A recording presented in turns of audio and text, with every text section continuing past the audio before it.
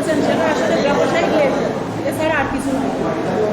সেটা সঠিক তদন্তের মাধ্যমে আমি প্রশাসনের কাছে সঠিক বিচারের দাবি জানাচ্ছি।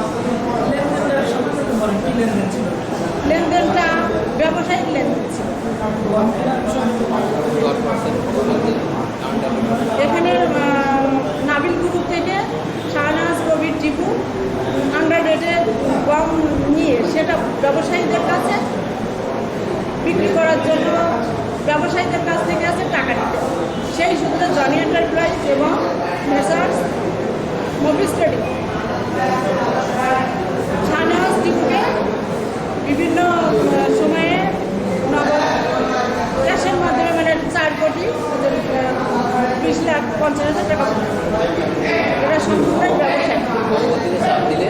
পরবর্তীতে এই টাকা যখন মানে নাবিল গ্রুপ আর গম দিবে না এই কথাটা জানা যায়, তখন